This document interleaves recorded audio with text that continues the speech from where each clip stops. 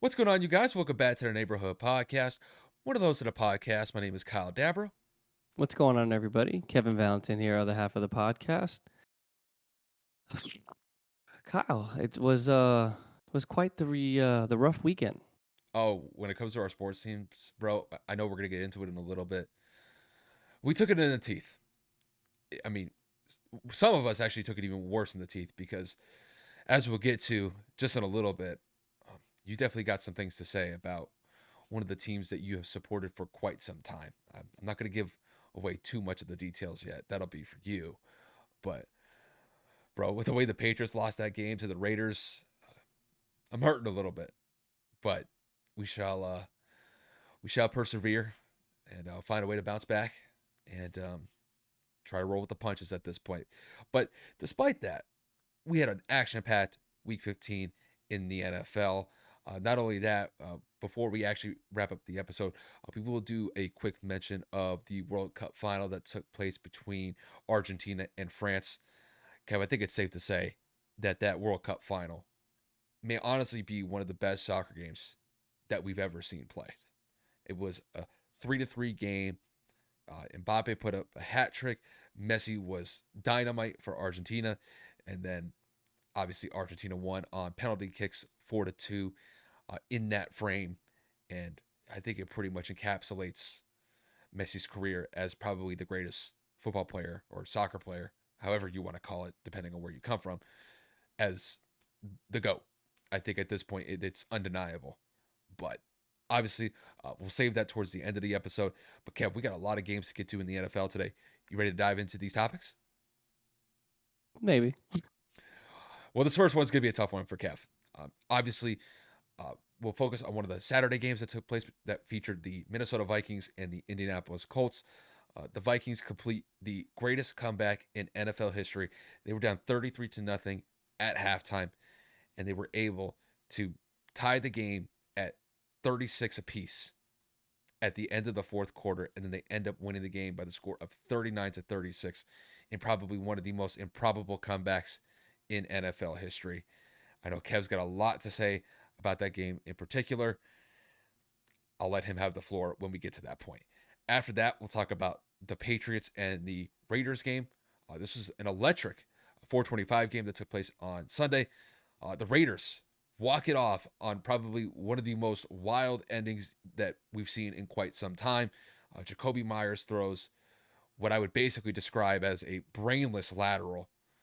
It ends up in Chandler Jones's hands. Chandler Jones runs over Mac Jones and pretty much jogs into the end zone for the game-winning touchdown. The Raiders won that by the score of 30 to 24 in probably one of the craziest endings you'll see. So that'll definitely be an interesting one. I know for me, I'm probably going to suffer through that one. After that, we'll talk about the Bengals and the Tampa Bay Bucks game. This was really a tale of two halves. The Bucks got off to a great start. They were up 17 to 3 in halftime, and then the Bengals just went on full throttle in the second half. I think at one point the Bengals scored 34 unanswered points before the Bucks finally responded. The Bengals get the win. They won by the score of 34 to 23. And once again, the Bengals are just on absolute fire at this point. Believe they won 5 straight games at this point. And then you got the Bucks, who just continue to falter. They have a sub 500 record, and yet despite that, they are still the number one team representing the NFC South this year. It really goes to show how bad that division is. But we'll get to that game as the third game on the slate. After that, we'll talk about the Cowboys and Jaguars game. Really fun game, but the Cowboys choke it in the fourth quarter. Um, Not only that, the Jags capitalize on a interception from Dak Prescott. I believe it was in the hands of CeeDee Lamb. Ended up getting tipped to one of the cornerbacks for the Jags, and the Jags return it for a pick six to win by the score of 40 to 34. We'll talk just about the game itself and how the Cowboys are going to try to bounce back after a wild finish like that, especially when the game was pretty much well in their hands in the later stages of the second half, but they found a way to kind of screw the pooch on that one. And then the last game that we'll talk about from week 15 will be the Lions and the Jets game. The Lions go on the road to MetLife Stadium and get a crucial win against the Jets. The Lions bounce back to a 500 record. Their playoff hopes are alive and well with just a couple weeks ago in the NFL regular season. And we'll talk about the game. We'll talk about how Zach Wilson filled in as the quarterback for the Jets. We'll talk about whether or not that he's somebody that should be considered for the starting job at that quarterback position for the Jets for the rest of the season. But that'll be just kind of an interesting game to round out the slate. And then, like I mentioned at the top, we'll dive into the World Cup final that featured Argentina and France. And we'll just kind of talk about how Messi, I think, has basically cemented himself as arguably the greatest football player of all time or soccer player, or one of, depending on how you see it at this point. But I think you can make a very compelling case that he is the GOAT of soccer, depending on how you see his status as that type of player. But without further ado, let's dive into this first game on the agenda. Kev, brace yourself for this one. I know that you've been, I don't want to say gnawing at the bit to get to this. I think this is more of like, I just want to get this over with to move on to the Pretty next much. game. But we got to talk about it. Uh, the Indianapolis Colts suffer a catastrophic loss against the Minnesota Vikings. The Colts were up 33 to nothing at halftime. This is one of the games where it was an absolute runaway of a game. I was completely shocked by the fact that the Colts got off to such a great start. I never expected that type of start. Kev will tell you the same thing. Kevin and I were texting each other back and forth throughout the game. And then I think I made the mention of the Colts can still screw this up. And that was, Mm-hmm. I think, kind of like in the middle of the third A quarter. third. I think the Vikings had just scored a touchdown or two to kind of get back into rhythm. And then slowly but surely, that lead that the Colts had in the first half, it just diminished. And it got to the point where the game ended up going into overtime at 36 apiece.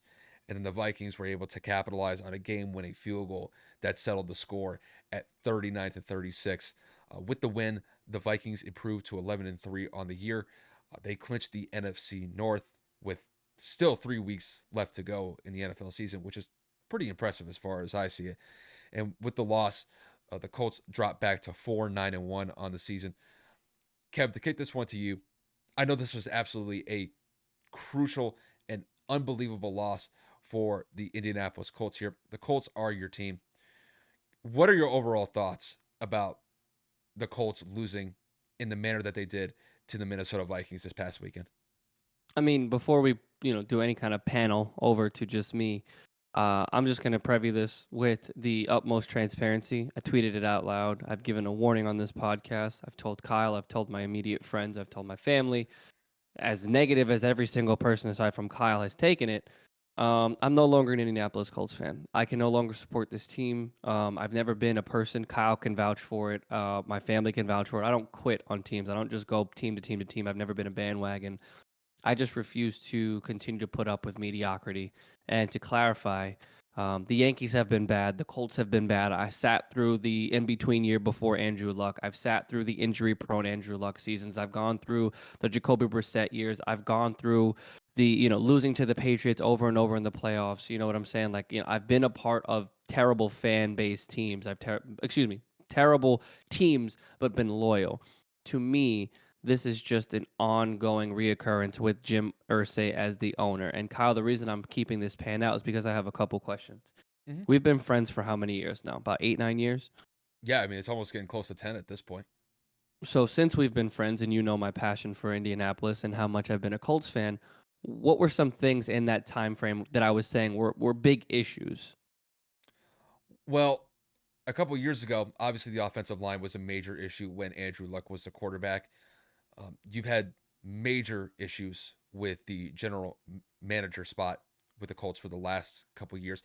I won't say that with Chris Ballard. I think that you've actually enjoyed his general managership for the last couple years compared to what Ryan Grigson brought to the table. I know you have absolute and utter disdain for Ryan Grigson as the general manager or the former general manager for the Colts. That was kind of during the Andrew Luck era. And with him not being able to bring in pieces to protect Andrew Luck with just proper offensive linemen. I know you've had major issues with the coaching staff, especially the head coaching staff with Frank Reich. And this was not just an issue this year, it has been an ongoing issue for the last couple of years. And it finally ended with, I think the Patriots destroyed the Colts, I'd say probably about a month and a half ago. And that was finally the final straw with Frank Reich being the head coach for the Indianapolis Colts. And then if I had to kind of round out one more point, I just don't believe that you think that Jim Irsay is the right owner to lead this team towards any sort of success in any way, shape, or form. I mean, I could kind of go a little bit more into detail if you want me to, but I think those are kind of like the main takeaways based on how I've seen the Colts play the last couple of years. But you could take it from here. Yeah, no, I mean, and that's the perfect outline because the consistency here is ownership, right? And he has accepted mediocrity. He has accepted less than success. He has accepted, um, I'm trying to think of another adjective, but just basically, he's accepted nothing, or should I say, everything that isn't perfection, right?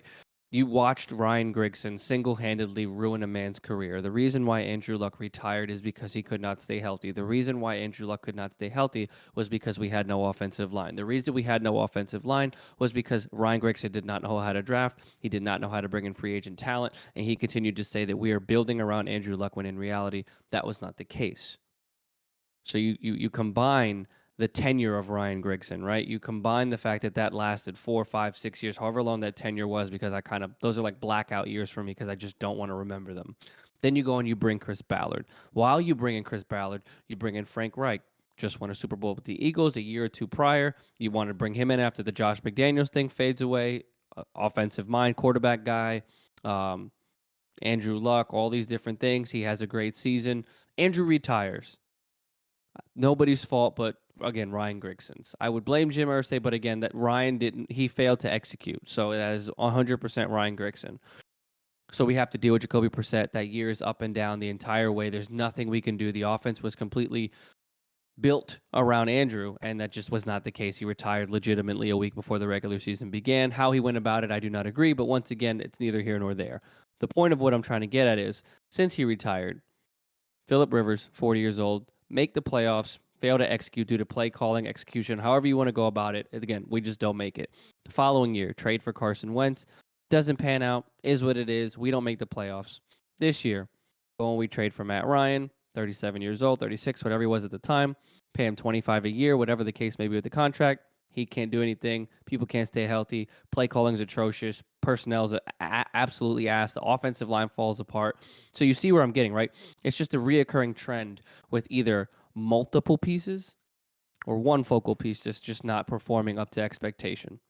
This year, you can really chalk up to a bunch of different things. But again, what I'm trying to get at here is it's not because we're losing. It's not because I feel that we're never going to be able to turn it around. It is because Jim Irsay sits there and he looks at this team and he says, "We're just a few pieces away." Like, what? No, we're not. We're beyond that. The Colts are so far away from being Super Bowl contenders because of the lack of urgency that we have to actually build a constructive and actual supporting team to what we have. The defense is the only consistency that we've had all season. Aside from the Cowboys game, we have been in almost every game over the course of the last couple of weeks, right? So then you go and you hire Jeff Saturday, another prime example of just absolute atrociousness in terms of decision making. Everybody said that I was crazy because after they won the Raiders game, how could you be so negative? He's never even coached before. You just beat the Raiders. Da, da, da, da. I said, dude, and we beat the Raiders. Okay. What does that mean? What does that do for me? Since then, we lost to the Eagles, the Steelers. We lost to, obviously, the Vikings. And there was another game that I'm missing in between all of those. But the point is, 3 of the 4 games that we've lost, they were fourth quarter blown leads. You know what I'm saying? Like, oh, in the Commanders game. So I'm sitting here, right, as a Colts fan, and I'm just looking, and I'm like, between lack of using timeouts, game management, play calling, personnel changes, the defense is keeping us in all of these games. But again, Jeff Saturday, which again is another decision from Jim Irsay, it just looks lost. The problem is we waste the careers of star players. Andrew Luck, one of the best quarterbacks I've ever seen in my life, career wasted for nothing. Darius Leonard looking like it's going to be wasted. We have great position players like Jonathan Taylor We get Stephon Gilmore later in his career. I know it's only been a season, but it's like these are prime years we're wasting. The DeForest Buckner, Grover Stewart. I mean, the list goes on and on of just talented. I mean, Quentin Nelson, Ryan Kelly, Braden Smith. Before all of these injuries, and it's just year after year after year after year after year after year after year of not even being close. It's not because we're losing. If it was because we were losing, I wouldn't be a Colts fan because we never win when it matters the most. What I'm mad at is we have these beautiful pieces, these incredible players, these young, hungry, talented, homegrown kids that we can't find a way to maximize their talent because we build nothing good around them. I will critique Ballard over the last 2 seasons, but he is not to blame for the recency of our struggles. I blame Jim Irsay wholeheartedly because he sat back and he watched these teams waste time, money, personnel, didn't want to make a decision on the head coaching position, didn't want to make a decision when Ryan Grigson was around, didn't want to make a decision with the quarterback decisions of just continuing to go after these older players, right? And everybody's going to tell me, well, Kev, that's a general manager's job. Right. It's also a general manager's job to hire a head coach. It's also a general manager's job to step in and go and acquire pieces in the offseason. But Chris Ballard hasn't been able to do that because Jim Irsay is making all the decisions in the background, saying, hey, Jeff's a friend, blah, blah, blah. Yeah. I can't continue to support a team when an owner doesn't know the difference between up and down, left and right.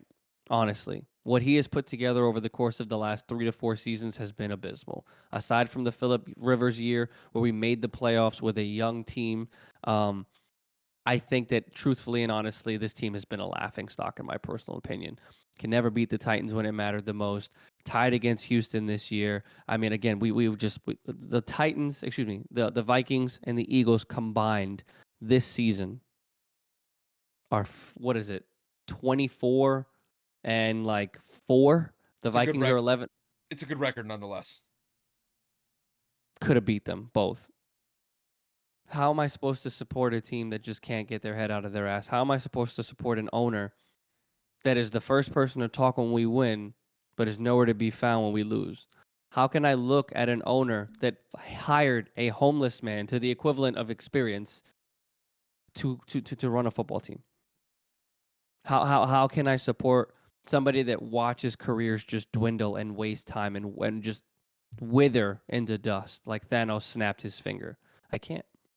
So again, the fact that this happened, how it happened, I mean, you can go down the list. Defense kept us in a lot of these games, creating multiple turnovers. I mean, Kirk Cousins had 2 interceptions. He had a strip sack fumble. He was stopped on 4th down multiple times. The offense wasn't able to execute the play call to go for it on 4th down instead of kicking a field goal to go up. I will never understand. Time management with the timeouts. I mean, defensive substitutions. I mean, you look at it, we're throwing the ball when we're up for no reason. I can't physically understand what it is that Jeff Saturday was deciding to do this entire game. And yet, once again, I can't be surprised because he doesn't know what the fuck he's doing. When Jim Irsay sells this team, which I know will never happen, I will come back and I will proudly support this team with my whole heart because I can't see it in myself to leave a team that I've cheered for since I was a kid. But until then, I can't support them. I'll cheer for them when they win a game. If they were to make it to the playoffs in some near future, I can support them. I'm not going to go out there and say I'm going to be an Eagles fan like my dad swears I am. I'm not going to go out there and pick a team to close the year out. Whoever wins the Super Bowl wins the Super Bowl. I love Joe Burrow. I support the Eagles because of my girl and her family. But in terms of picking a team, I don't have one. Call me a quitter, call me a bitch, call me whatever it is that you want. I have named a multitude of reasons as to why I physically can't put myself through supporting a team as emotional as I get, as invested as I have been to this team through the ups and the downs and the struggles and the injuries and everything that the Colts have gone through since I've been a fan. Yes, we've had multiple Super Bowl appearances since I've been born, and we've won one of them, which I'll never forget and cherish that my entire life. But again, I can't support this team anymore. I've gone through too much as a fan. I've given them everything I can, and at this point, this was a straw that broke the camel's back. 33-0 to lose 39-36. It's unacceptable for me. It's unforgivable. The only person I have to blame, truthfully, is Jim Irsay. This all comes back to you. I'll never forgive you for this, truthfully and honestly. Wasted too many players' careers. You have put this team through the most embarrassing half of a decade I've ever seen. I know that the Texans are bad. I know that the Panthers and all these other organizations are like not winning games, but with the personnel that we have, we shouldn't be this bad. And in large part, that is because Jim Irsay has accepted mediocrity from this organization, from this front office, and from this personnel. And again, I'll never forgive him. So right now, again, I don't have a team. It's weird. I sent Kyle a video of me pretty much throwing all my Colts stuff, not out. I put it in my closet. Pretty much just threw it in my spare closet, with all my junk. But you know, it's unfortunate. I not teared up, but I got like a little emotional, like just kind of like quitting on them. But I just can't do it anymore. Kev, it's very weird for me being in this type of territory because I've never been in a situation where I've seen someone's actual fandom be questioned, and for you to get to the point of just, all right, I'm just outright done with the team, and possibly considering another team to maybe support down the road. Honestly, I don't really know how to approach it. I'm gonna do the best that I can here. When I look at the Colts, like you said, they should not be this bad. Like the pieces that they have on this roster, they can win games. And I think the one thing that I could always tie it back to is once Andrew Luck retired, I don't think this organization has ever recovered from that day that he just decided to retire because of, I think, the impact and the negative impact that the injuries had on his body, and I just don't think he could have taken the abuse anymore. And honestly, you could kind of like label it as abuse because I think Andrew Luck throughout his tenure was one of the highest sacked quarterbacks in the league during his time. And ever since Andrew Luck has left, Kev, they've had a new quarterback in every season since he's left, correct? Yep. And they've had multiple quarterbacks uh, fill in that spot in multiple Mm-hmm. seasons. I know this year is one in particular, but it's not the first time. This has been a revolving issue for the last couple of years. And I think when it comes to the Colts, I think it's just flat out they can't get their priorities straight. And I think the biggest priority that they have failed to address is the quarterback position. And I mean, I think that they've had ample opportunities to draft and mold some decent quarterbacks through the draft. I don't think they've really given those guys any sort of chances, though. They've decided to go with a little bit more of a veteran and experienced quarterback. I'll give you an example. They went with Philip Rivers a couple years ago. He's experienced, he's had success throughout his career, but you were getting him essentially on his last year. He was on his last leg. The same thing could be applied to Matt Ryan. I mean, I understand like these guys are household names, but they're at the end of their runs, respectively.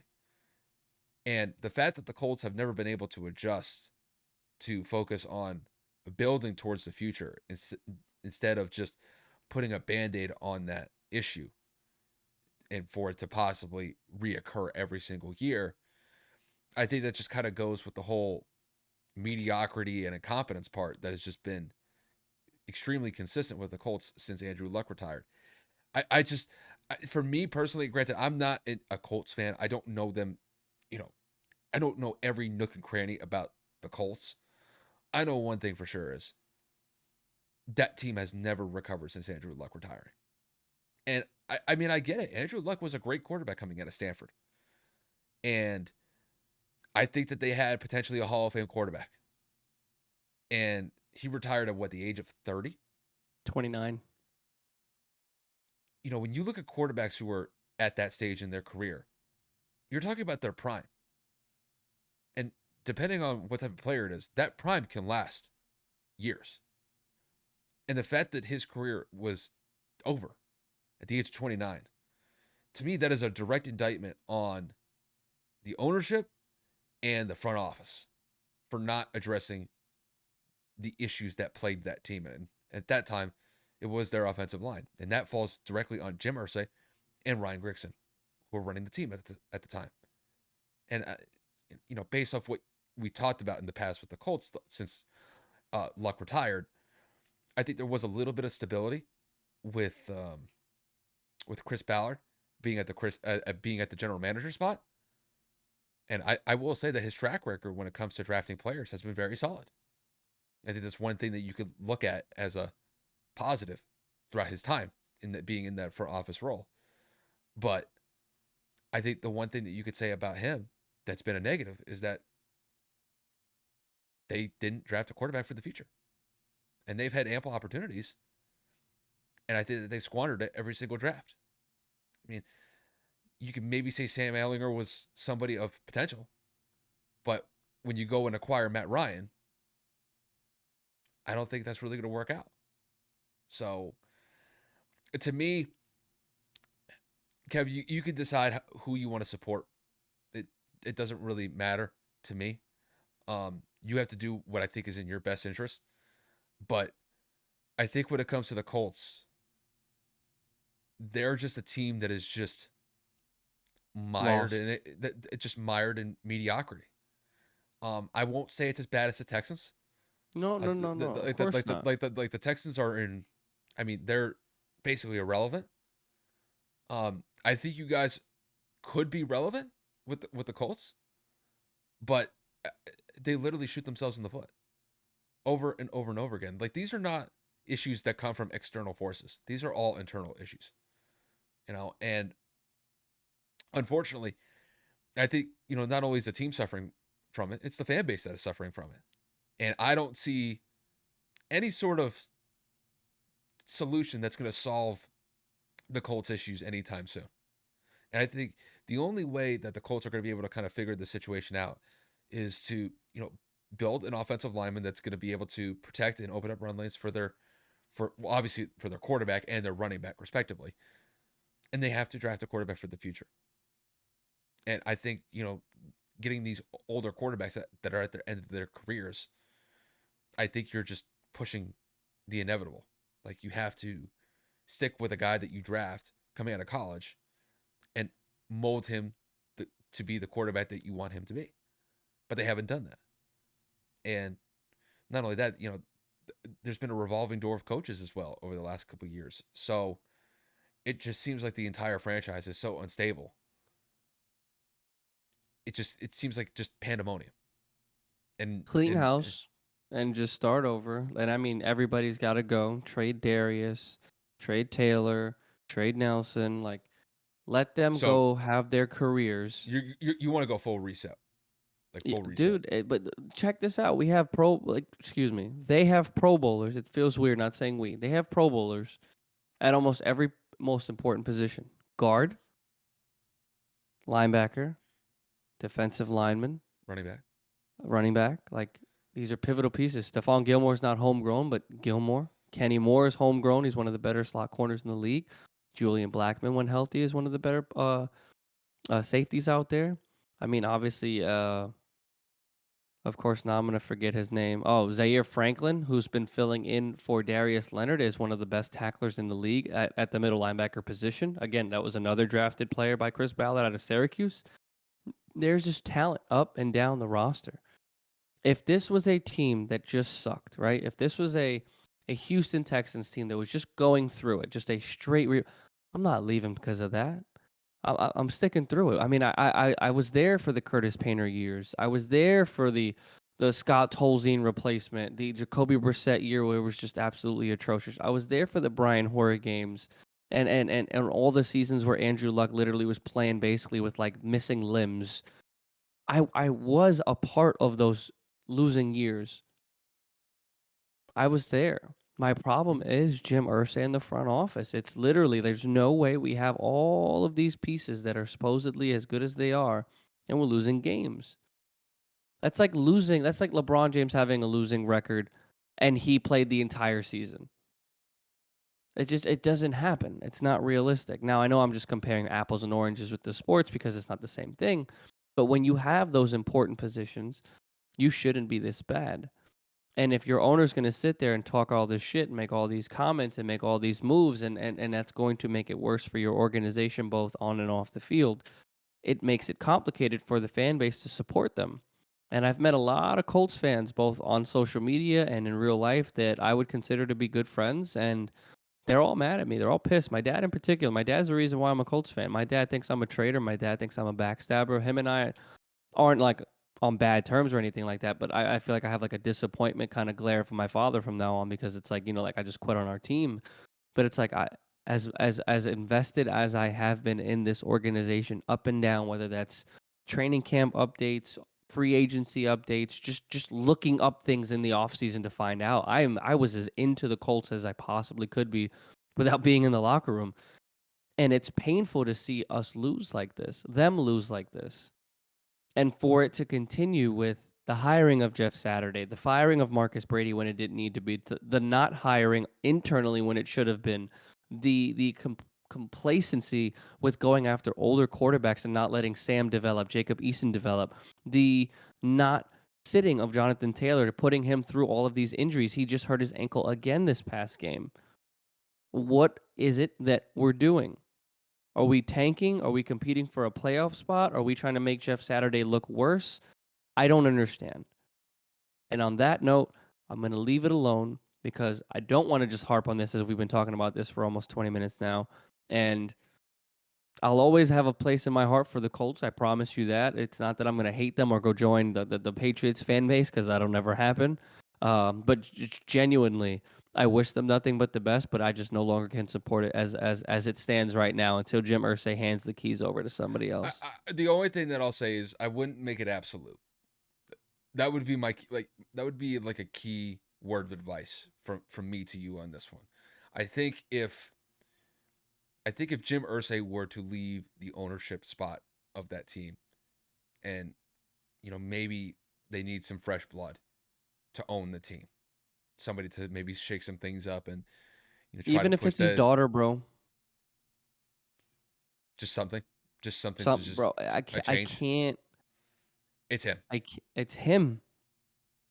He sat there and he looked at Ryan Grigson ruin the franchise quarterback. He sat there and he watched Frank Reich season by season continue this carousel of quarterback. He sat there and he looked at Chris Ballard after we did nothing this offseason, acquired no additional pieces despite people leaving in the offseason. He was just like, okay. He Well, hired Jeff Saturday. the last point that I'll make to you about this, and this is something that I've been kind of thinking about as you were going on, and what I would basically say, you could basically say it as a rant at this point. At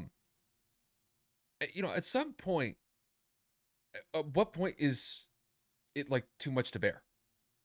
And when it comes to the Colts, if they've been this long, if they've been this bad for this long, or there's just this mediocre for this long.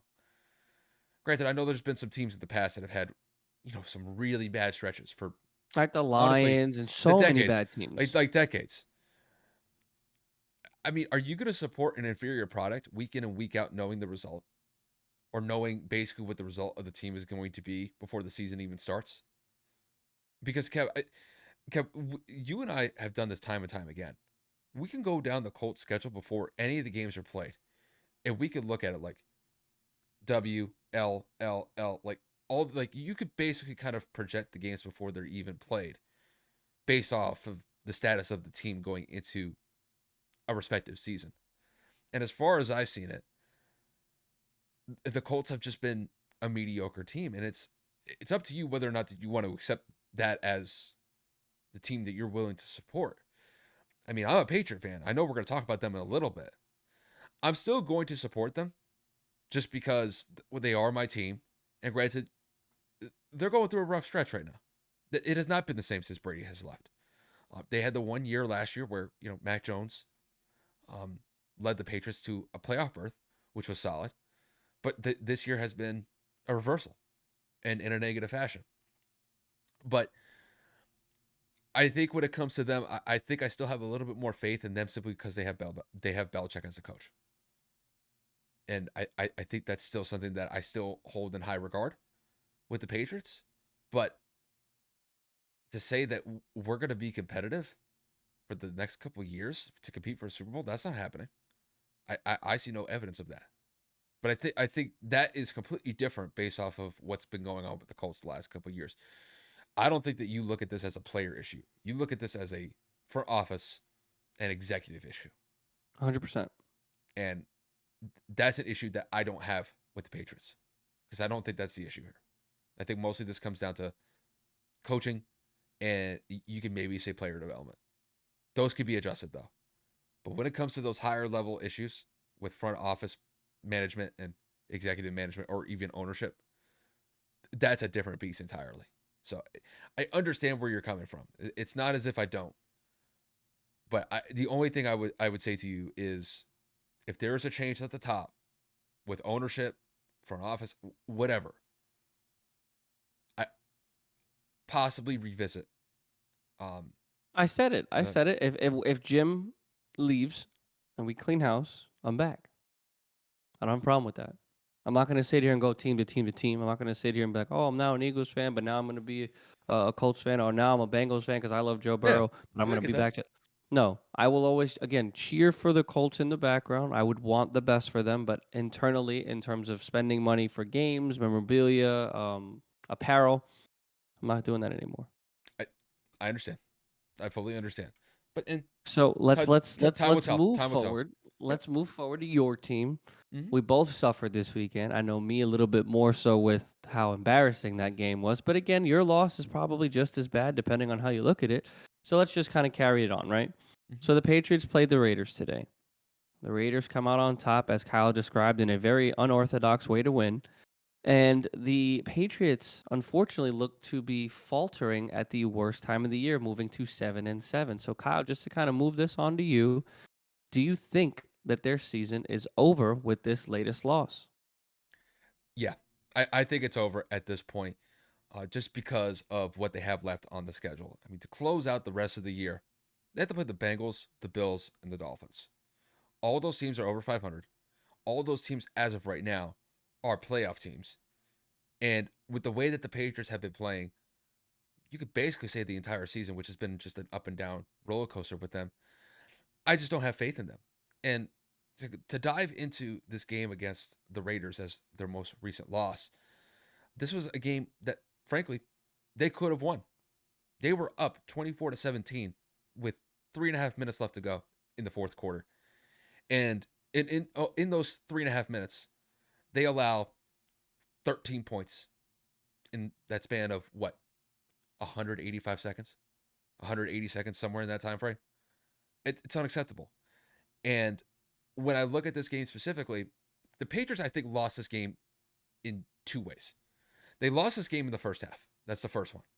It was 17-3 at halftime, and the offense was just completely inconsistent. And once again, the red zone issues pop up once again. I think the Patriots are one of the worst teams when it comes to red zone efficiency this year, and it popped up once again. I believe the Patriots were on the 1 yard line or the 2 yard line with a chance to put up a touchdown, and they couldn't capitalize on it. They had to settle for a field goal. So that's first things first. You're down 17-3 at halftime. The offense looks completely out of sorts. The defense is giving points on the other side. Now you're down 14 points on the road, and you got to be able to make it back. And I will give them credit uh, to come back from 17-3 in the manner that they did. I thought was impressive. Their defense were making some solid plays. I believe Kyle Duggar had an interception return for a touchdown that really kind of got them back into the game. And then that Rhamondre Stevenson touchdown with a couple minutes left in the third quarter, I thought there was a very good chance for the Patriots to win it.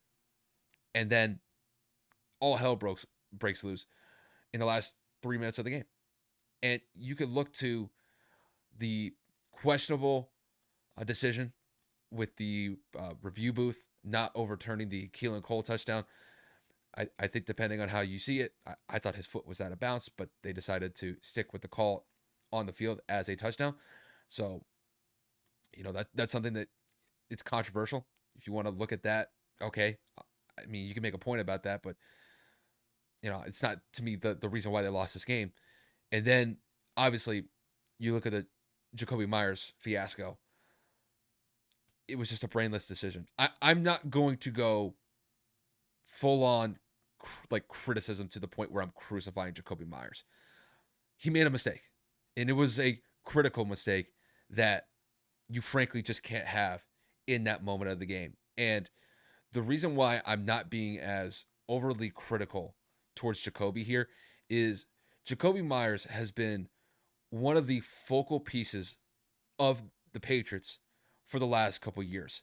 And as far as I see it, he has become one of the most reliable and dependable pieces for that Patriots offense, frankly, since Brady left. And depending on the quarterback that he's played with, whether it's Cam Newton or Mac Jones, or even Bailey Zapp at times, Jacoby Myers has shown up time and time again and made some big plays for the Patriots. In this game, he made probably one of the worst decisions I've ever seen, and he frankly knows it. I was watching his post-game press conference where he was getting asked questions by reporters, and you could tell he was visibly emotional. Like, he was visibly wrecked by that decision. So I'm not going to kick the man while he's down when he knows that he made a mistake. I know there's a lot of Patriot fans out there that will just go on a scale of 0 to 100, they'll go to 100 to just crucify the guy.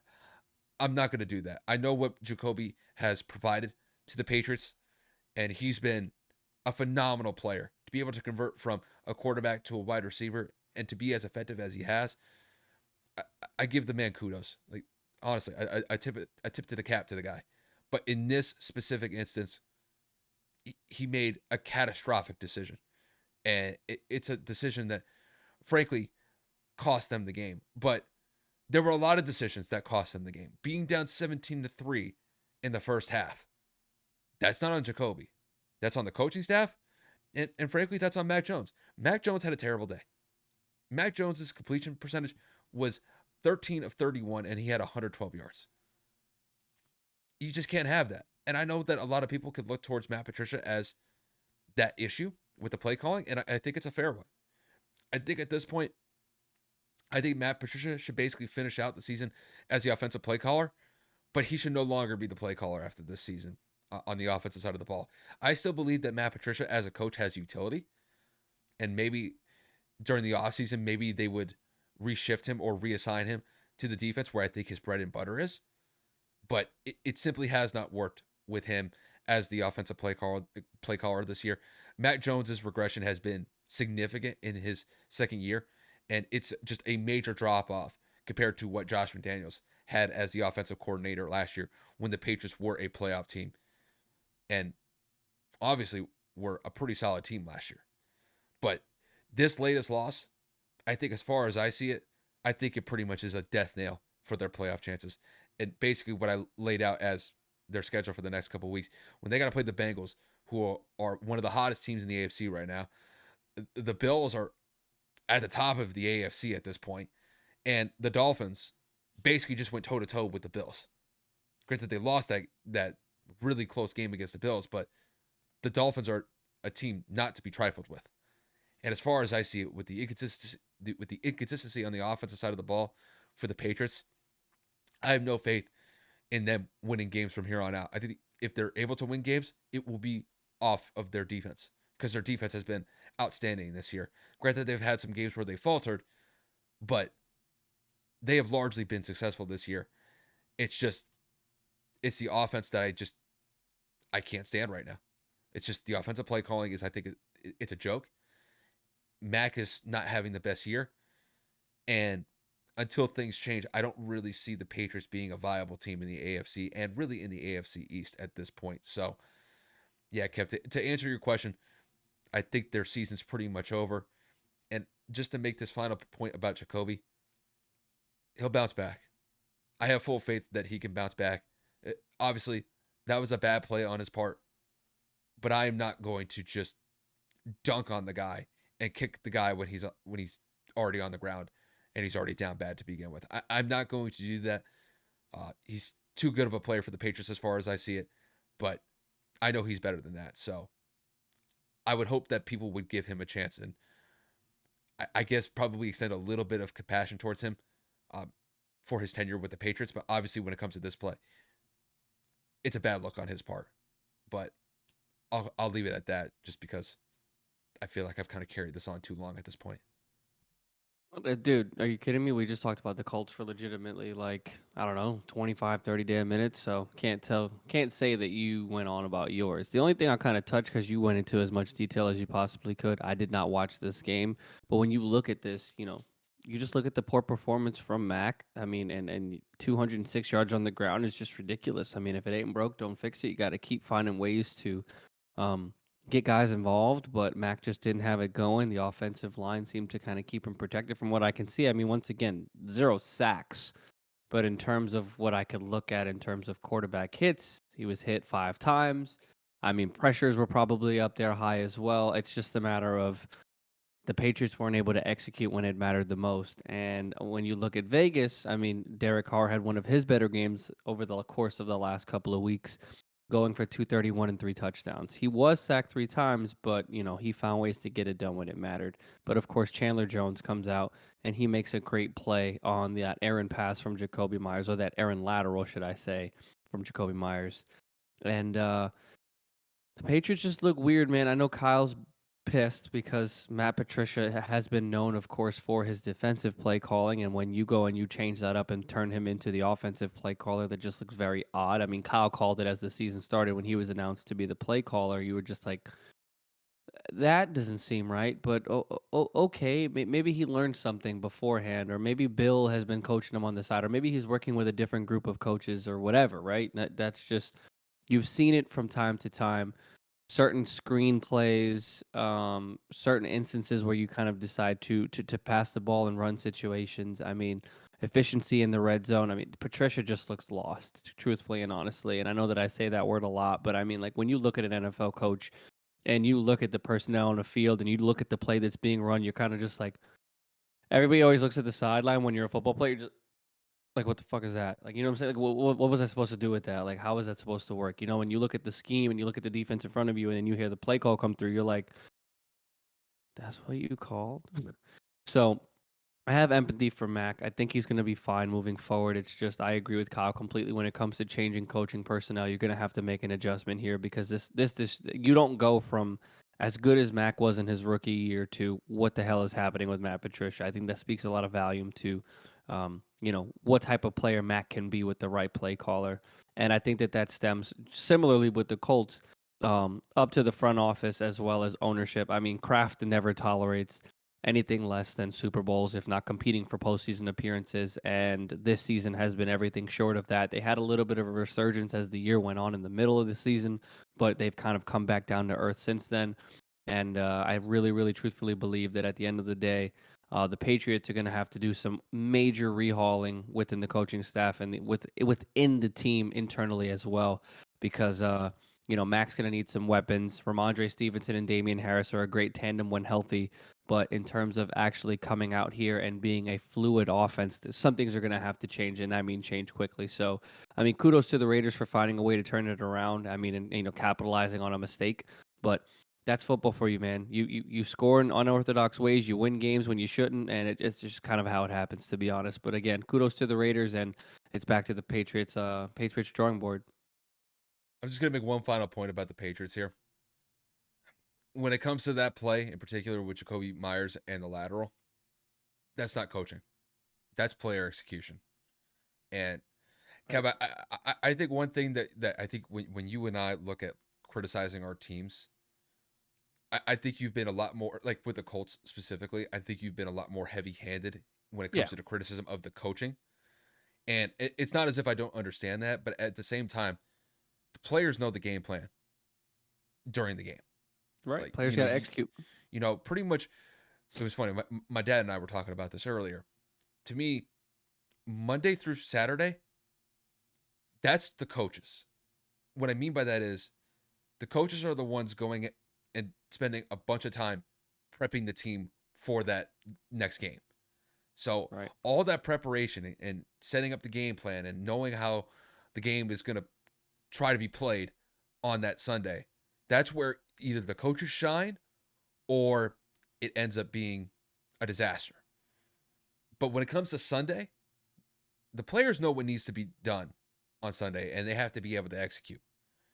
And when I look at the Patriots specifically, their inability to execute, granted, albeit the issues with the offensive coaching staff is legitimate and real. I'm not discounting that. But the players still have to execute. And when it came to Jacoby and the decision that he made, I guarantee you there's no way in hell that the Patriots coaches made any sort of notion that, okay, if it ever comes to this, we're going to want you to do that. Like, players have to be responsible for their own actions on the field. Granted, I know that coaching is obviously something that you can criticize after the fact, but players still got to execute. And in that specific play, Jacoby made a disastrous decision. And it was one of the reasons why they lost that game, but it wasn't the only reason why they lost that game. The players just couldn't execute. Defensively, they gave up 17 points in the first half, and the Patriots offense scored 3 points in the first half. That's how you win and lose games in the NFL. I know a lot of people will point to Jacoby as like the main reason why they lost that game. That he was not.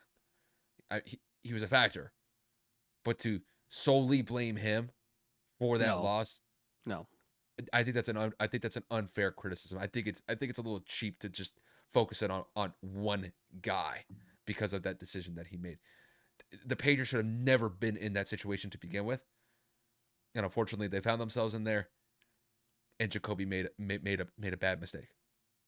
So, like I said, personally, I like Jacoby. Jacoby's been a really good player for the Patriots the last couple of years, and I don't believe that this one play outshines or basically destroys what he's brought to that Patriots franchise over the last couple of years. It's a bad mark on him. It's a bad mark, but I think that he could bounce back from that. And I'm only saying that because I saw it in his face after the game. He looked visibly and emotionally wrecked after that game.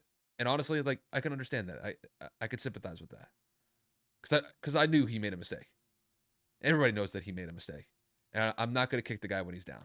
I just refuse to do that. I think it's unacceptable to crucify a guy that knowingly made a mistake and to get in his face and just scream at him knowing that it's like, bro, you don't need to do that. It's like, bro, he already knows that.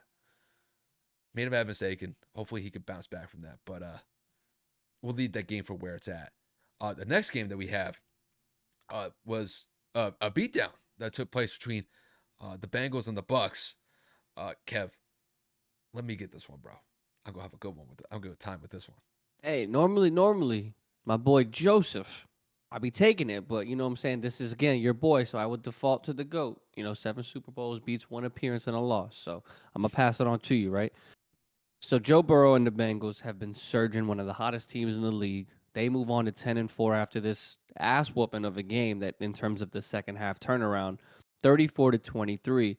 But Tom and the boys started off hot, like you alluded to earlier in the segment. So I'm kind of just going to pass this along to you and say, well, yes, the Bengals won, but what the hell happened to the Buccaneers in the second half of that game? The Bucks turned the ball over. I mean, it's honestly that simple. And it was a lot, in large part, it was based off what Brady did. Brady in the first half was solid. I mean, they were moving the ball down the field.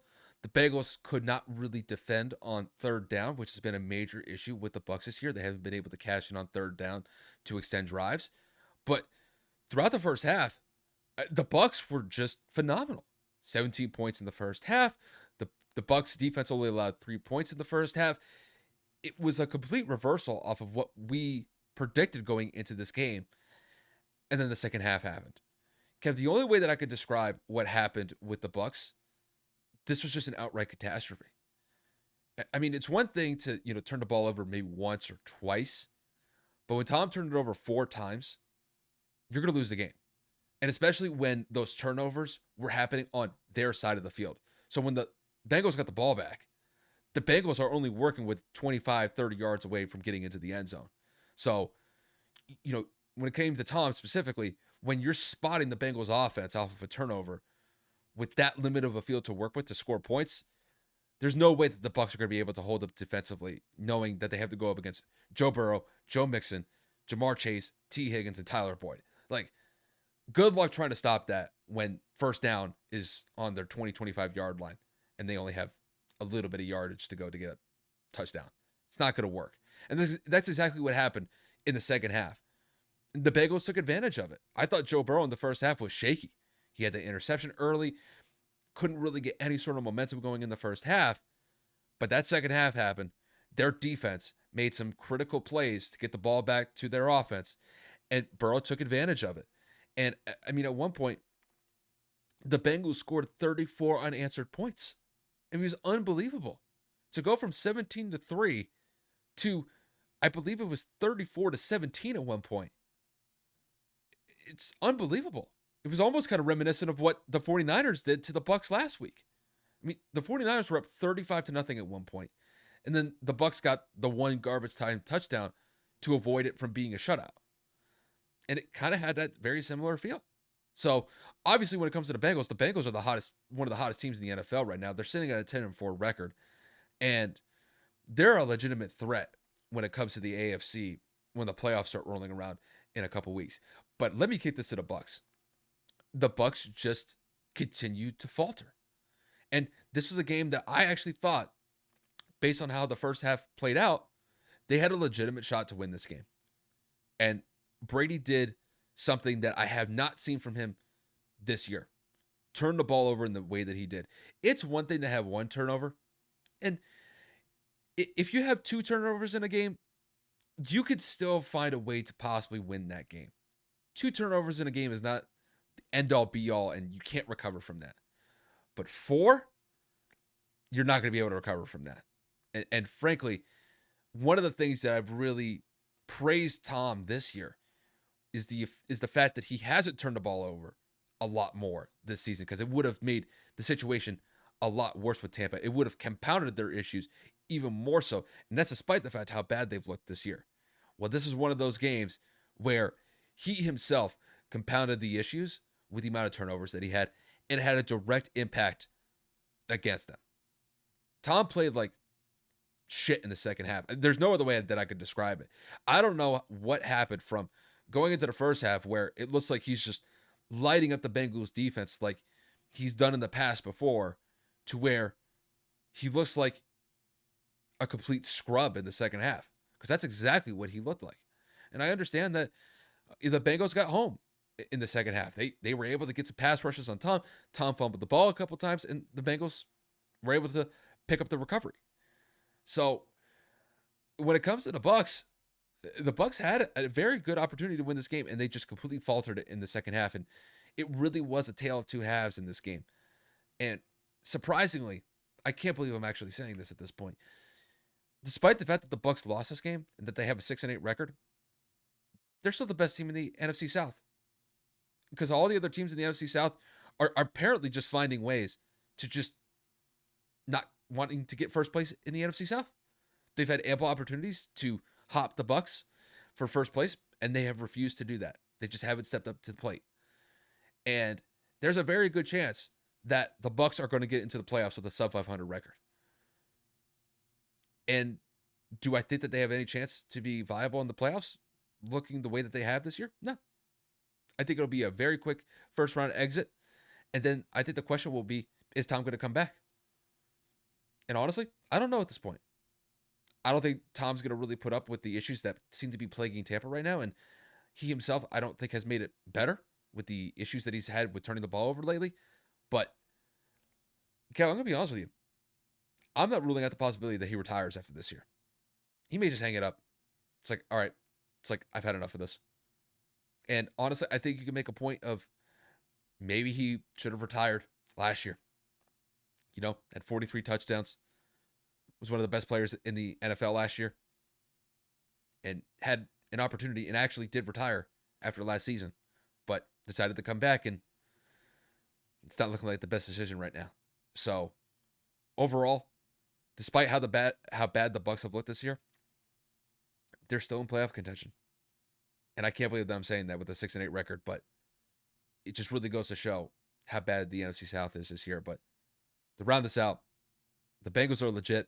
They're on a roll right now. And the Bucks, they suck. There's no other way to say it. I popped off on that. I popped off on that one, bro. I don't have anything really to add. You just kind of chopped him up. And to hear you chop up your boy is just kind of comical for me. When you kind of put it in the words that you did, there's not really much you can't say, right? When you talk about second half destructions, when you talk about falling apart, when you talk about two halves of just football that just do not correlate with one another, that was the definition of how the Buccaneers played. And of course, you can say the opposite for the Bengals, because they were bad in the beginning and they showed out in the end. And I mean, again, let's just mark here the big thing, and then that's going to be the sacks. Like, Joe Burrow was able to stay upright. He had 4 touchdowns. He had 1 interception. I mean, he had a passer rating of 104. he didn't have to throw much in terms of yards, but he was able to be efficient in the red zone. And that was equivalent to the touchdowns he was able to divide amongst four separate players. That was Chase, Boyd, Wilcox, and Higgins, each of them having a touchdown each. They all had contributing yards. I mean, they weren't stellar numbers like over 100 yards or anything like that, but Chase had 60, Boyd 35, Wilcox 34, Higgins with 33, and again, a touchdown for each. So that is efficient football. That's winning football. I will give the Buccaneers credit for one thing and one thing only, and that is the fact that they were able to hold Joe Mixon and Samaje Perine to a total of, what is that? 45 yards between the two of them. Joe had 8 yards rushing, so that combines that total to 53. But with Tampa returning to form to an extent, I used air quotes there for those of you listening on the audio platforms. Um, they were able to stop the run, but Cincinnati was down the majority of this game, and they kind of found a way to turn this around in that second half and just wake up and say, 17 in the third quarter. All right, we don't necessarily need to run the ball if passing is working. And then you go and you score 14 in the fourth, and we handed off a little something here, drain some clock. We don't really need to force anything downfield, but the opposite kind of goes for the Buccaneers, where it was kind of throw, trying to just to keep up and stay alive. And I mean, they had 25 rushes, but I would say that the Bengals did a pretty solid job keeping them under 100 yards rushing as well. So um, Tom looked like piss. I mean, I was gonna say piss poor, but I mean, he kind of looked like shit, like Kyle said. I'm trying to be nice, but I just can't because there's no real combatant argument point you can make to say that Tom Brady had a good game because I mean other than that first half he was a completely different quarterback, something we haven't seen. It almost looked like time was catching up with Tom the way that he was performing. That or the Bengals were able to really just kind of get to town and really find a way to make him miserable in that pocket. And from what I'm seeing here, the Bengals were able to hit Tom at least 7 times, which is going to probably be 10 times more in terms of pressures and knockdowns. So I'm just kind of looking at this and saying the Bengals woke up in that second half to say, you know what, we cannot afford to lose to this guy. We cannot afford to lose to this team. They're not a good football team. And I think that with that being said, the Bengals kind of claim, at least in my opinion, to be the best team in the AFC, either right alongside the Bills or, in my personal opinion, I'd say even higher than the Bills the way they've been playing lately. So that's neither here nor there. But that's kind of my final points here on that game. But again, kudos to Joseph and moving on to 10-4, man. But that NFC South is just absolute crap. The fact that the Bucks are still in first place is just like it's not even beyond me. It's just like whatever at this point. It's not like they're going to win a football game in the playoffs. It's just disgusting. Like there's no other way to say it. You know what's kind of funny? I think we were talking about this earlier. This is what we expected the NFC East to look like this year, and the fact that it was actually the NFC South, it really just it's a complete flip off of what we predicted the season to be. But it's not a guarantee that the Bucks are going to make the playoffs. There's No, no not at all. guarantee.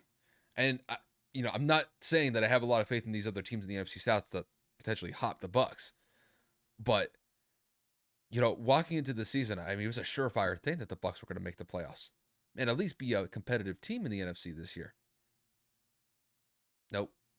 Not the case. Nope. They made the playoffs. First round exit. That's easy money. I mean, whoever the Bucks could potentially play in the first round of the playoffs, I think it would actually be against the Cowboys. I think if the playoffs were to end right now, I think they would actually. I might even be getting the teams wrong, so don't take my word for it. But It would whoever have they to be were the to play, Cowboys because Dallas is first in terms of the wild card spot. Dallas okay, is so the they would. fifth seed. You know Then it would why? be New York, and then You it know, would be Detroit. you know why? I guess I was kind of thinking it from the perspective of the Bucks record is so bad. I think that they actually have like a wild card spot, but I forgot the divisional winners have like those top 4 seeds in the NFC. So Unfortunately, yeah, that's how bad it is. So yeah. neither here nor there. We got some other games to get to before we round this out. The next game on the slate is going to be the Dallas Cowboys and the Jacksonville Jaguars game. Fun game, Kev. No other way to say it.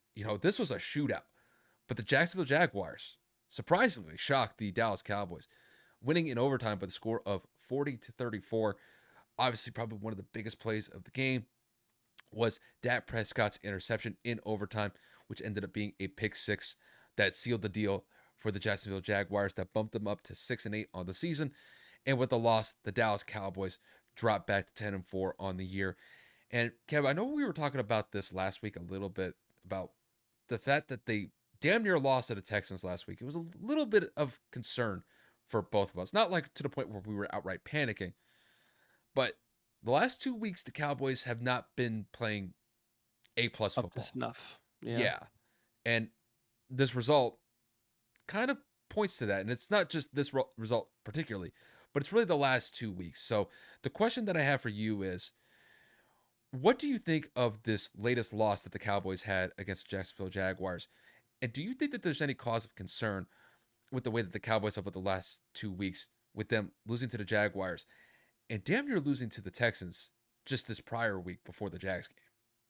I mean, absolutely. Trevor Lawrence looked like Tom Brady out there. 4 touchdowns, 300 yards, a 109 passer rating. I mean, aside from his one mistake, which was a terrible interception, and when I say terrible, it was a bad throw. Trevor Lawrence looked incredible.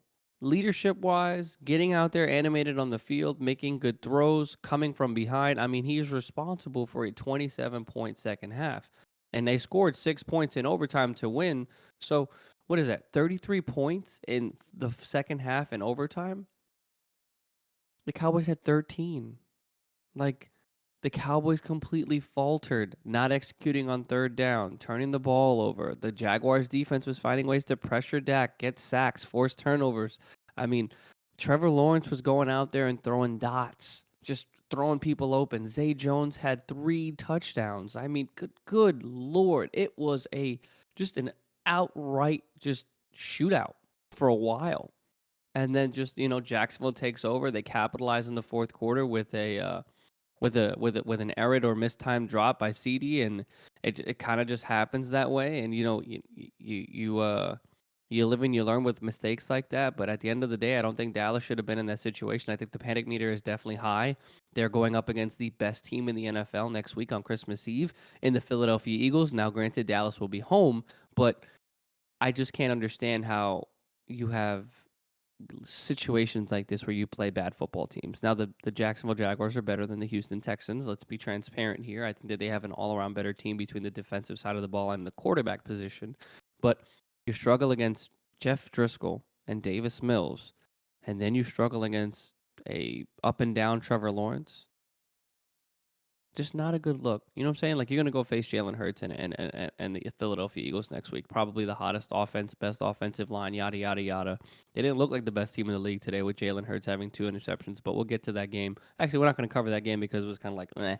But just to kind of look at it from a Jacksonville perspective, I mean, like, they had 192 yards on the ground. Dallas couldn't stop the run. Dallas couldn't stop the air. I mean, Dallas's defense is supposed to be one of the best defenses in the league, obviously one of the best pass rushing defenses in the league, and Trevor Lawrence was only sacked once. I mean, again, almost 200 yards on the ground. They couldn't stop a nosebleed, to be honest with you, even with like bounty wipes, 2-ply. Like, it wouldn't have happened. It just could not happen. And Jacksonville are no scrubs because they also allowed 154 yards on the ground to the Cowboys, and Dak Prescott had 3 touchdowns, but again, he also had those 2 interceptions. So I'm just looking at this. I know Dak only had 7 incompletions, but I don't know if it was the play calling from Kellen Moore that he got too conservative, took his foot off the gas pedal, because at one point Dallas was up by a decent amount until Jacksonville kind of woke up and came back in that third. And I watched the second half of this game to literally just watch Jacksonville creep back and creep back and creep back. And that's legitimately what they did. They capitalized on opportunities. They kicked field goals when they needed to. They were able to score in the red zone when called upon. And again, Zay Jones had 3 of those touchdowns himself. So I'm just kind of looking at this and saying Jacksonville just kind of said, you know what? You're going to keep sleeping on us. You're going to keep disrespecting us. You're not going to give us your all. We're going to come back and we're going to punch you in the mouth. And that's exactly what they did by winning by winning 40-34. Dallas is 10-4, 2 full games behind Philly. Depending on who you ask, it may even be a good 2.5, 3. Again, I don't know the actual statistic because I forget how it works when you beat a divisional opponent. I don't know if that's a half game outright or if that just counts in terms of a tied record. You would just get the ad because you had beaten that team. So that's neither here nor there. What I'm getting at is Dallas going into the biggest game of the season next week, struggling the last couple of weeks. Philly struggling the last couple of weeks as well. Excuse me. Should I say this week? That game on Christmas Eve could very well be very, very, very entertaining for both. But Dallas, It's just not good, man. I say this all the time. They falter when they need to win the most. They falter at the end of the year all the time. There are games where Dak looks stellar. There are games where Dak looks human, and then there's games where Dak is like really? You think that he's better than Jalen Hurts? But again, let's just look at it for what it is. It's an embarrassing loss, a loss that should not have happened. And the defense is 100% to blame in a lot of instances, again, because they could not stop that offense of the Jaguars in any facet of the way. Travis Etienne alone had over 100 yards on the ground, so that speaks volume in and of itself. But overall, kudos to Jacksonville moving on to 6-8, showing that they are still going to be competitive despite the stigma of them being a mediocre football team over the course of the last decade plus.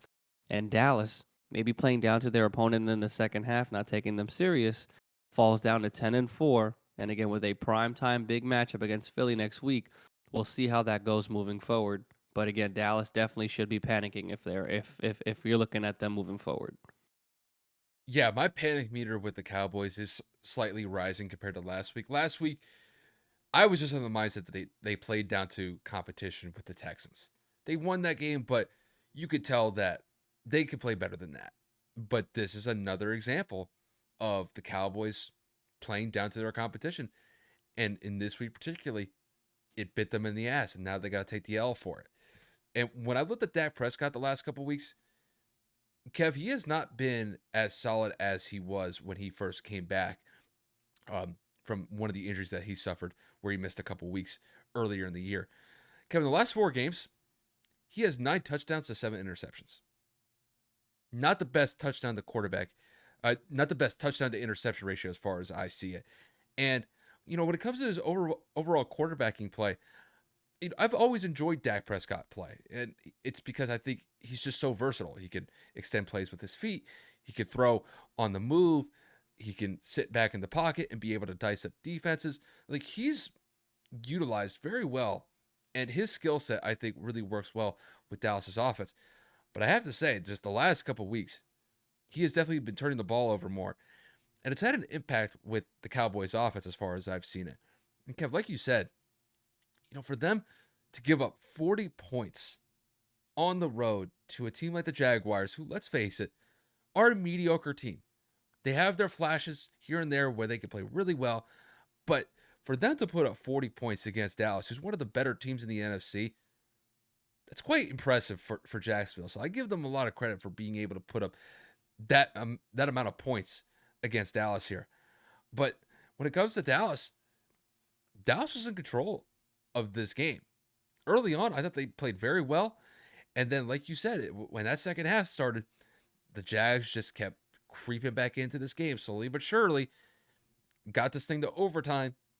And all it took was a tip pass by CeeDee Lamb.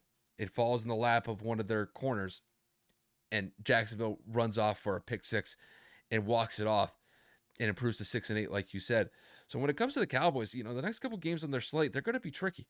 Like you said, Kev, they got to play the Eagles next, and probably the biggest game of the year for them. Then they got to go on the road to Tennessee to play the Titans, and then they have a winnable game against the Commanders. So the first 2 games out of these next 3 games on their slate here, they're going to be tricky. These are not automatic wins for them. And the biggest thing for me is if they continue to turn the ball over, especially with Dak playing the way that he's been playing, that could set them behind the 8 ball. And going up against teams like the Eagles and the Cowboys, Eagles and the Titans, excuse me, they can't afford to do that. So I'm still of the mindset that Dallas is a really good team in the NFC this year. But based on years past, I've had that same mindset. And what's happened? They find a way to screw things up over and over and over again. They just find new ways to not be a successful team in the playoffs. And I'll tell you this, they've got 3 weeks to close out the year. They got to get on some sort of hot streak to at least give me some sort of confidence with them going into the playoffs. I mean, there's a scenario where they could potentially play the Bucks in that wild card round if things were to remain the same based on the next 3 weeks, if the standings were to stay the same. So there's a chance that the Cowboys could do some damage in the playoffs this year if they play their cards right and they play up to snuff. But playing like this in the manner that they did against the Jaguars, a lot of improvement as far as I see it. And frankly, this is a game that I thought that they should have won. So, they're going to look back at the tape on Monday and we'll see where it kind of goes from here. But when it comes to my overall panic meter with the Cowboys, I think on a scale from 1 to 10, I'm going to say it's around a 4 or a 5 right now. When it came to the Texans last week, it was probably like a 2 or a 3. I would have just kind of chalked that up as an anomaly. But, this happens in 2 games in a row. I'm not saying that this is a trend, but it's getting close to that. And we'll see whether or not they can remedy these issues going up against the Eagles, because they need to play A-plus football against the Eagles to possibly win that game. There's no guarantee that they're going to win it. But to me, they got to fix the turnover issues, and the defense has got to play better. So giving up 40 points to the Jags is unacceptable as far as I see it.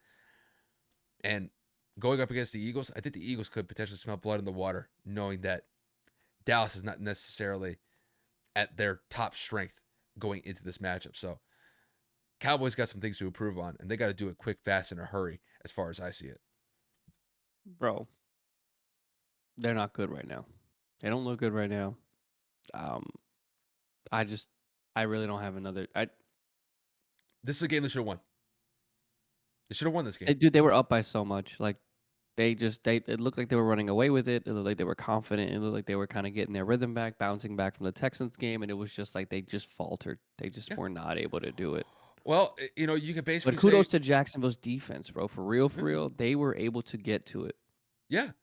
And, we didn't actually say it, but we were kind of indicating towards it. Same thing happened in the Bucs game. Bucs got off to a hot start. They faltered.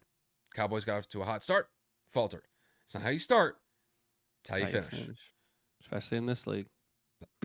You could basically say the same thing with the Colts too. Literally. You ain't lying. Like literally. Like it's just one of those things where it's like, yeah, you start off hot. You take your foot off the pedal.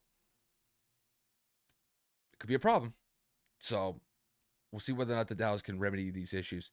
But the last game that we have on the slate for you guys today from Week 15 was a pretty competitive game that took place at MetLife Stadium, featuring the Detroit Lions and the New York Jets. So the Lions come on top, winning by the score of 20-17. Very competitive game, very defensive-minded game, with it being relatively low scoring. The Lions actually have a pretty good offense this year, but the fact that the Lions were held to only 20 points is really indicative of how good this Jets defense is, and they've been a very stingy unit this year, and it's the reason why the Jets have been as good as they've been this year. But unfortunately for the Jets, they couldn't knock in a game-tying field goal at the end of regulation in the fourth quarter. Zach Wilson was able to lead a drive to get the Jets into a position where they could kick a game-tying field goal. It's just they weren't able to capitalize on it. I believe Greg Zuerlein was the one that missed 58. that kick for the Jet. So definitely got enough leg on it. Just pushed it a little bit too far to the left, and that ended up being the difference. And the way that we look at it right now, the Lions are sitting at 7-7. Their playoff hopes are alive and well here. And when it comes to the Jets are faltering, and it could just be the same old Jets, dude. Jets looked good a couple weeks ago. They had real playoff chances on their side, but they're just falling back into that typical stigma when it comes to the Jets. It's just the Jets are going to be the Jets, dude. And the last time they made the playoffs was over 10 years ago. It looks like it could be another year where the Jets potentially miss the playoffs. So, Kev, to kick this one to you, what do you make with the Detroit Lions beating the Jets this past weekend? And do you believe that their momentum right now can potentially carry them into the playoffs? Dude, listen, Detroit Lions are for real. The success that they have had on both sides of the ball, sacking Zach Wilson 4 times, Jared Goff playing efficient football, turnover free this week with a touchdown pass. They were able to run the ball for over 100 yards as a team. They were able to play tight coverage and contain a lot of the weapons that the Jets have outside of Garrett Wilson going off in that second half for a couple of catches for 98 yards. They were able to keep receivers in front of them. They were able to create some turnovers, and they are legitimately looking to compete for a wild card spot to try to upset somebody in these playoffs. Dan Campbell and this coaching staff was able to turn this season around in a way that nobody on earth saw even remotely possible. People were ready to call the quits on Jared Goff. Oh, he's a waste of money. They got to draft a quarterback. Oh, DeAndre Swift and Jamal Williams were a waste of time. Blah, blah, blah, blah, blah. And since then, these Lions have found a way to completely do a 180 and say, you know what? We don't need your support. Dan Campbell acknowledged earlier this season that he already had heard through the grapevine that he was expecting to be called and fired midseason. The Lions stuck with him. The win streak started, and here we are, 7-7. When was the last time you heard a Detroit team be 500? I'm pretty sure it's been over 5 years. When was the last time you seen a Detroit Lions team compete for a playoff spot realistically in a division that has been overpowered by Green Bay over the last decade? Seriously. And they were able to get a tough, gritty win in enemy territory as the season closes out to pick themselves back up to 500. Sincerely and honestly, I believe that the Lions have a complete opportunity to go for a postseason berth. I think that they're rolling. I think that they're hot. I think they're a very scary football team because they're completely well rounded in terms of the defense has been able to get stops lately. The offense has been able to move relatively most close to almost all season. And I just think that, again, Dan Campbell and those coaching staff those coaches on that staff are motivated beyond belief. They are just ready to go every single week, raring to just run at somebody and say, "We're here." They're not scared. They don't have any fear. Jared Goff looks like a great leader. I mean, again, the tandem between Swift and Williams has been very, very solid when both players are healthy. And now that you go and you get your rookie Jameson from Alabama healthy, that provides a deep threat down the field to just extend plays, just to extend the field into a different dimension of what they're going to be able to call. It expands the playbook exponentially because you have that deep threat capability for someone to push the ball downfield, so that safeties have to account for somebody running past them, which then leaves people out of the box, which then leaves a success for the run game, and so on and so on and so forth. I think the Lions are for real. I think Zach Wilson played a very, very good football game despite our previous opinions and comments about him. This was probably the game of his career. Did he have a bad throw? Yes, he had an interception. He was also sacked 4 times. The pressure was there all day. I'm not saying he had the greatest of games in the world as he barely threw over 50%, but I'm looking at it and I'm saying he did what he needed to do. He put them in a position to win. Zerloin missed the kick, and then that's pretty much all she wrote because that's what ended up ending that game was that 58-yarder shanked left, and it did not have a chance to move forward. But the Lions move on, 7-7. The Jets fall down to 7-7. We both wish, and by we, Kyle and I both wish that Mike would have been available to play in reference to Mike White, but the doctors were like, listen, got some fractured ribs. Don't think that's a smart idea, at least not this week. And we'll see what happens with next week. But as of right now, the Jets just look like they're doing the typical New York thing, not able to close out games late in the season. And the Detroit Lions are out here trying to break their stigma, saying, "Yo, we're here to stay, and we're here to compete." And I love it. That team has definitely got a support, like a support person from myself because I just love what Dan is doing with those guys. Yeah, and I mean, we've talked about this multiple times over the last couple of weeks, and we think that the performance that the Lions have been putting on for the last month and a half has essentially saved his job because, I mean, just about 2 months ago, his job was on the hot seat because the Lions, a couple months ago, they were struggling. And with them bouncing back in the manner that they have, and with them sitting at a 500 record with 3 weeks left to go in the season, I'd say that their chances of making the playoffs are very high. And Kev, I'm looking at their slate here over the next 3 weeks. They've got some very winnable games in their foreseeable future. So obviously, getting the win against the Jets is crucial. But then after this game, they get to play the Panthers on the road.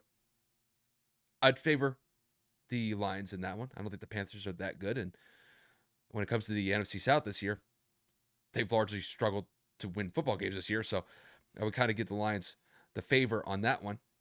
After that, the Lions got to play the Bears at home, and the Bears have been very mediocre this year. And then they close out on the road against the Packers.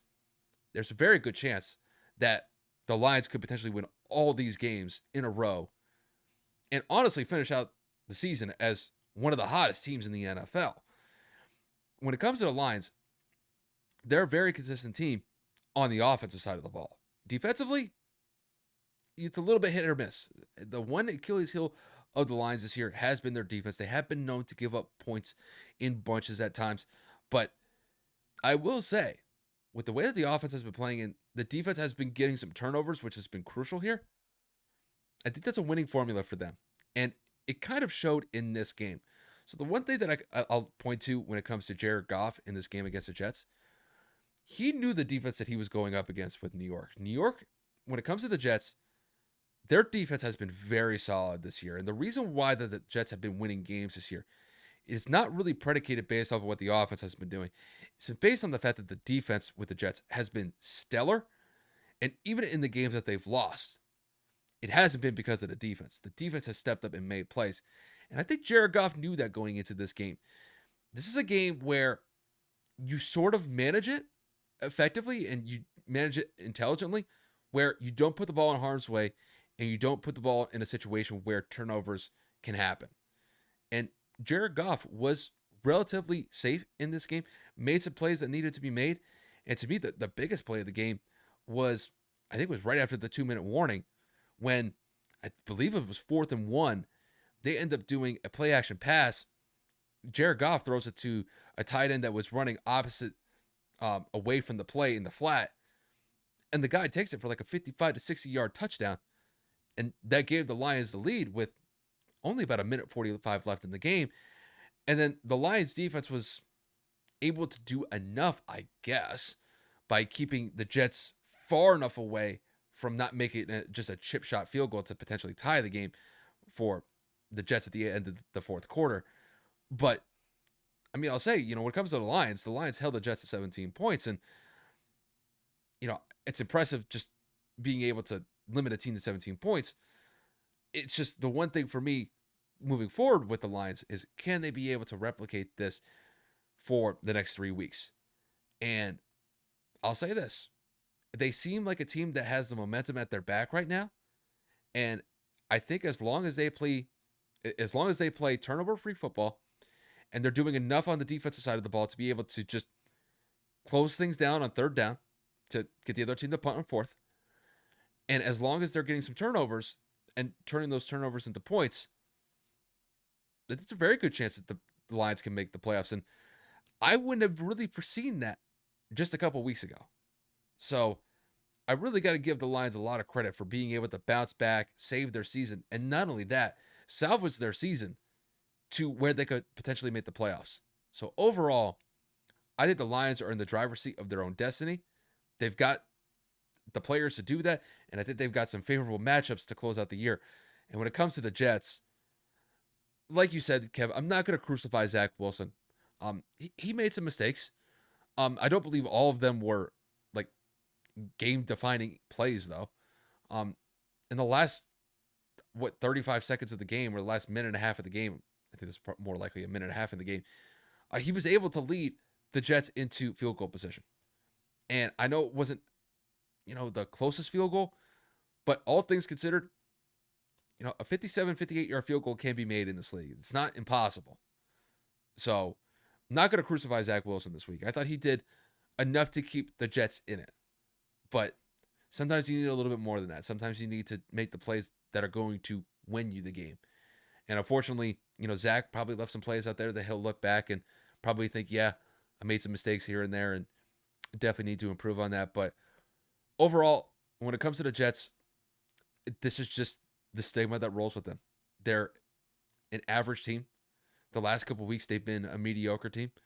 And unfortunately for them, I think that their playoff chances are diminishing week by week. And they could find themselves on the outside looking in when it comes to the playoffs.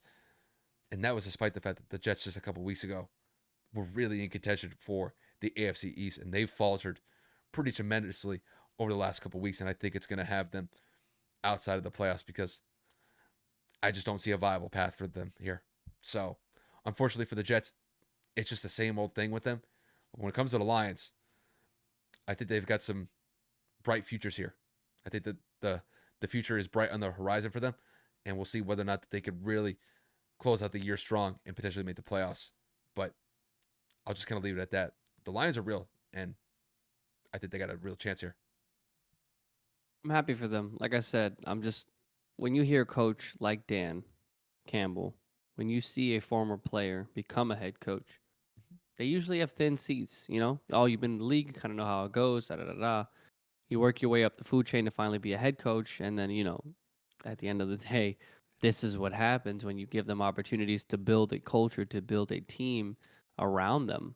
And, the guys love him in the locker room. You saw it in Hard Knocks. You hear it in post-game conferences. I mean, the man is just giving everything he has to the organization. So again, kudos to Dan and that coaching staff for finding a way to turn this season around, which again, I don't believe anybody saw coming because Hmm. man, 7-7 from a team that was like 1-4 or 1-5 at some point, it's just to me just absolutely crazy. Yeah, and honestly, I believe the players. This is my mindset when it comes to what the players think of their coach. I think they'll run through a brick wall for him. Agreed. I think he just inspires that confidence, that swagger that is present on that team. And I think they have full faith in their coach. So hopefully that they could be able to maintain it for the rest of the year and potentially make the playoffs because I think that they could really make it. I think they could make some noise if they were to possibly get into the playoffs. I'm not talking about going all the way to like an NFC championship or anything like that, but maybe win a wild card game, get into the divisional round and really make some noise and really point things forward in a positive direction for the Lions. And I will say that speaks volumes based on what the Lions have been for their entire history. So Facts. it seems like things are getting better for the Lions. And I'll tell you what, dude, they got some studs on that offense. You got Amon-Ra St. Brown. You got Jameson Williams, who's still like progressing from that ACL injury. He's probably still not 100% before he had that torn ACL in Alabama. You got DJ Chark, you've got Jamal Williams, you got DeAndre Swift. They got some players. So I'm telling you, like, if it's not this year with Detroit, it could be next year. Detroit's got some real players on the offensive side of the ball. The only thing I'd probably say with them, they need to improve their defense slightly because they can't give up For sure. points. So, but overall, I think the Lions are heading in the right direction. And honestly, Kev, to round out this episode, I don't know if we're really going to call this an official segment, but I think we No, not definitely have to talk about. necessarily.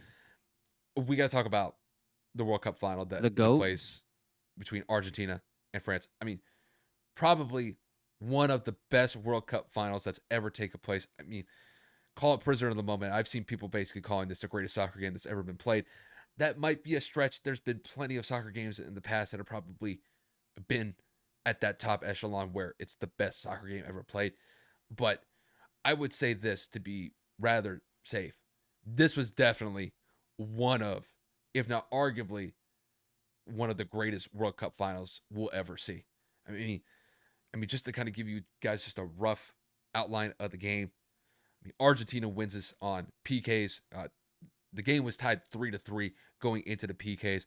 Argentina won the PKs by the score of 4-2 in that frame. Messi was just phenomenal in this game. Mbappe for France was phenomenal as well. He had a hat trick in this game. I don't know if I could ever really point to a game specifically where you have two superstars. I mean, quote unquote superstars like Messi and Mbappe playing up to the level that they did in the highest stakes that's pretty much known throughout soccer. Absolutely. It's unbelievable as far as I see it. And I would say if you guys got a chance to watch this game, it was probably an absolute honor and privilege to watch what took place out in Qatar in that World Cup final. But Kev, I mean, just to kind of kick this one to you, just give me your thoughts on Argentina winning this phenomenal World Cup final and what this does for Messi's legacy from here on out. I mean, it's long overdue. Messi has played in every single World Cup he has been eligible for, and the World Cup has eluded him a multitude of times. He's got every major award you possibly can have. He's got the equivalency of multiple MVPs in soccer. Him and Cristiano Ronaldo have been rivals for the course of the last 10, 15 years, depending on how far you want to go back. And I mean, it's just been one thing after another. Ronaldo wins something, Messi wins something. Messi wins something, Ronaldo wins back to back. You know what I'm saying? But this was kind of the one thing that Ronaldo was never able to accomplish himself. And this is something that Messi was pretty much just chasing. And him being such a team player, being selfless with the ball, but when called upon, when needed, he uh he showed up at all times. And I mean, like, once again, not only just nailing in his penalty kick but scoring two goals as well, going toe to toe with one of the best, if not the best, soccer player in the world at this moment in time with with Mbappe over there on France's side. It is absolutely pivotal for them to kind of keep up. Now, Argentina took a 2-0 lead early on, but Mbappe leads them back with two back-to-back goals, one of them being a PK, which was questionable depending on who you ask. But again, neither here nor there. And then, of course, Argentina going into extras, taking the lead with a Messi goal, and then Mbappe getting a PK in the box yet again to tie the game at 3 apiece. And then for it to go to PKs right off the bat, and the only person to make a shot, to make a penalty shot, being Mbappe for France. Uh, Actually, no, someone else made a shot. I forget who it was, but Di it was Maria. like, I think it was Di. I think it was no, Di Di Maria. Maria is not France. Di Maria No, isn't French. no. Mbappe made all three. No, I'm talking about in the PKs. Oh, I don't remember in the PKs Yeah, no, specifically. I know. Messi made his. Argentina made all of theirs. Argentina didn't miss one or get any of them blocked. But I know that Mbappe went first for France. He made his, and I believe, if I'm not mistaken, I can't remember, and I don't have the statistic pulled up in front of me because for whatever reason I'm an idiot and didn't pull it. It really came down to, oh, here it is. Hold on, I have to open it. Finals and penalties. I don't know how to read this. You had Shit. you had Oh, there it for goes. There it for goes. There it goes. Yep, yep, for yep, yep, yep. Okay. So it was four in a row for Argentina. Mbappe made his. Coman missed. The third guy missed. I cannot pronounce that, and I'm not going to try to. And then the fourth guy had made it, but it didn't make a difference because all Argentina needed to do was score that last goal because it's win by 2 in PKs, and that's what happened. I'm beyond happy for Lionel Messi. Again, he's been trying to bring Argentina another World Cup home for quite some time. Finally gets it done. It's the one award he's missing. I mean, he has done everything you can as a professional soccer player. He played in La Liga, probably the most hardest conference you can, or league you can in soccer, depending on who you ask. Went toe to toe with Ronaldo for so many times in Real and countless other rivals, being Barcelona's greatest player of all time. And then, of course, you go and you move to PSG, if not this year, if not last year. I can't remember when it was. And you play on a team with Mbappe and Neymar, and you dominate the French league, but the Champions League escapes you. So you kind of have this bad taste in your mouth where you're like, damn it, like we have so many opportunities here. And Messi had so many opportunities in his career to win and grab another piece of hardware. But for soccer players, this is everything because this is your country. This isn't a Super Bowl. This isn't an NBA Finals, a World Series, a Stanley Cup. This is literally the championship of soccer. This is what every soccer player dreams of, and that is representing their country to win a World Cup. And Messi has it. I couldn't be happier for him. I'm not going to sit here and claim to be an Argentina fan. I'm not going to sit here and pretend to act like I watch soccer all the time. But Messi, Ronaldo, Mbappe and Neymar and so many other players that I just named. Because even if you don't watch soccer, these are the names that are constantly on ESPN, social media, in the news. And Messi again at his age finally captures Argentina that World Cup, and I could not be happier. The game was electric. I was only able to catch extra time because I was out and about for my brother's birthday. Shout out to you, Max. It's just 22nd. Super happy and proud of you. Graduated college early, but Argentina doing what they did, man. This game was absolutely incredible. Just being there with it tied 2-2.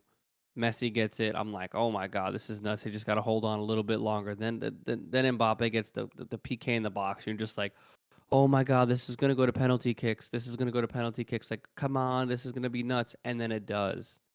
And then Messi wins. The look on his face, the emotions he has, the teammates crying, the announcers crying, like the Argentinian announcers. It just shows the authenticism, or is that a Authenticity. word? Authenticity. Authenticity. There you go. Look at me and inventing shit. It shows the authenticity of how much it meant to Messi and those other players. And it was just great to see how emotional they got because you know that they had worked hard for it. But what a game. Messi deserves it. And shout out to Argentina, man. What a performance by both teams. Yeah, I mean, it was basically kind of what I said in the lead up. I mean, if you guys got a chance to watch this game, I mean, it was probably an absolute honor and privilege based on really two juggernauts going back and forth. I mean, say whatever you want about both teams. I mean, they came to play. I mean, Argentina got off to a very hot start, and then France came back with a frenetic comeback late in the second half. to tie it at 2 apiece. Mbappe scored 2 goals in like a minute and a half. Somebody was actually on Twitter. I actually kind of found this funny. Somebody was basically saying, put that into some sort of terms in related to basketball. And they were basically saying it's equivalent to like Tracy McGrady scoring 13 points 13 points. in 30 seconds. Like that's pretty much the level of what Mbappe was doing in such a short period of time. And it was huge for France because France was down 2-0 late in that second half. But Messi came up clutch when Argentina needed it. I mean, he had the early goal. I want to say like in the first half, probably like 20, 25 minutes. Obviously he gets the goal in extra time, to put it up 3-2, and then Mbappe responds, which is just absolutely crazy. And then in the PK, he capitalizes for Argentina, and then the subsequent players for Argentina step up and do what they need to do to get them that World Cup final victory. I mean, Kev, I think it's pretty much fair to say that Messi is probably the GOAT. I mean, I'm just going to be flat out honest here. When it comes to the world of soccer, I don't really know it that well. But I do know one thing is that Messi, Ronaldo, guys of that status have been around for pretty much as long as I can remember. And the level of play that they have sustained at this point is outright phenomenal. And wherever Messi has played, success has followed. I mean, you could look back to his success when he was playing for Barcelona. I mean, it was like you said, Kevin, it was back and forth between Ronaldo and Messi in La Liga. And not only that, in Champions League. Both of those guys were always going back and forth, trying to compete for a Champions League title. And like you said, Kev, the one thing that was always elusive when it came to Messi was that World Cup final and winning a World Cup final. They have been close multiple times in the past, but they can never capture it. And I got to say this. I think if you're somebody that has watched Messi for an extended period of time or for a significant period of time, I think you can't feel but just over the moon about Messi finally capturing this World Cup final victory. Because, I mean, he's been one of the best players, if not the best player in football for what, 10 to 15 years? I mean, you can make a case for Ronaldo. And I think maybe at times that Ronaldo was probably the best player in the world. And maybe times where he may have overstepped Messi. But I think when it comes to Messi in this specific point of time, I think he's got that one leg up on Ronaldo because Ronaldo does not have a World Cup final victory on his belt. Granted, he is extremely decorated when it comes to awards and achievements.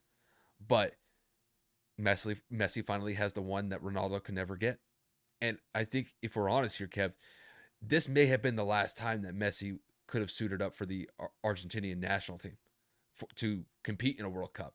So I think there was a lot riding on this World Cup for Argentina. And fortunately for them, they were able to win it. And obviously for Messi, this is the capstone on a phenomenal career.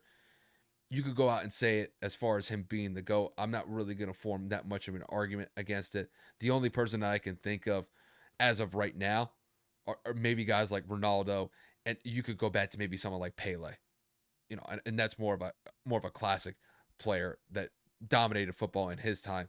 But overall, I mean, this was a phenomenal World Cup final, and I think as far as I see it, Messi's probably one of the best football players or one of the best soccer players I've ever seen.